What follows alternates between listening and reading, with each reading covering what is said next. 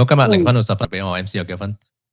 ？9分。想睇下有啲咩可以 explore 下其他嘅行業又好，或者俾啲選擇權自己咯。即係因為你打工好被動啦，你知道而家 AI 又好盛行啦。即係雖然暫時我就覺得即係未話咁即有迫切嘅影響 AI，哇炒晒我哋 CS 嘅人，咁我就覺得未有嘅，因為始終我哋係對客，咁所以